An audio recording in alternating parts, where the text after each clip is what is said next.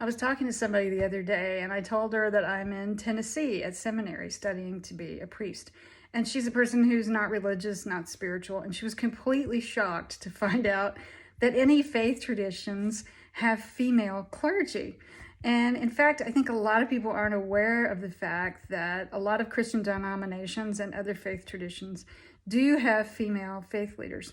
The Episcopal Church has female clergy and female bishops. One of our presiding bishops over the whole United States is a female, the Right Reverend Catherine Jefferts Shorey.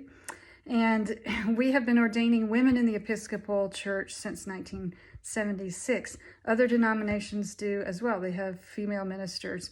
The Lutheran Church, the Presbyterians, Methodists, the United Church of Christ, and other denominations, famously, some do not allow female clergy. The Roman Catholic Church, the Southern Baptist Church, which has been having some controversy over female preachers.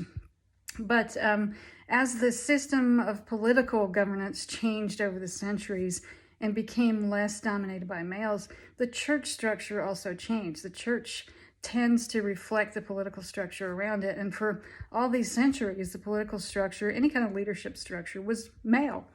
But in recent centuries, we have enlightened ourselves and said, oh, maybe women can become priests. So the women who were ordained in the Episcopal faith in 1976 were rebellious and courageous, and it's because of them that I am here today studying at the University of the South to become a priest.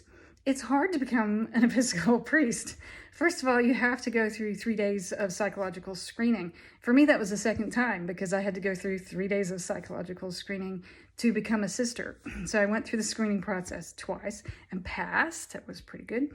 And then after that, if you want to become a priest, you have to have a discernment committee at the parish that you attend. And that lasts about a year. It's a rigorous set of meetings and questions and real deep discernment about whether or not you're actually being called by God, or if this is just some idea that you've had, or if you're thinking that you're called, but it's for the wrong reasons. So they really have you do a lot of soul searching and determining whether this call is genuine. Then after that, you go through some things with the Commission on Ministry, where you go through a day of, like a meeting with questions from the Commission on Ministry so they can further determine if you're actually being called. And then after that, you get your education. Usually it's a Master's of Theology. There are some certificate programs like the one I'm in where you can get a certificate and be ordained under special circumstances. Since I'm already the leader of a faith community, that helps me to get a little bit of a leverage in that respect, the special circumstances. So, but it's still a really rigorous training program. We study Old Testament, New Testament, we study preaching, we study church politics, church history. We also study social justice, post-colonialism, and critical race theory. A lot of these things are being taught in seminaries so that we can lead our future congregations in these ways that we feel are extensions of the ministry of Jesus Christ. After you get your education, you have to take a year of clinical pastoral education where you become a hospital chaplain with people of other faith traditions.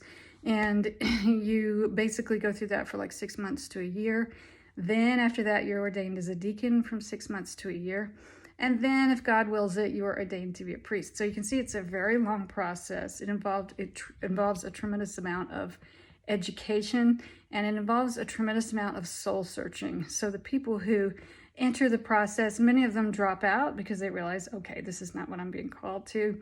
And the few, the bold, the courageous end up being ordained. If it is God's will, I will be ordained a priest probably in 2025 or 2026.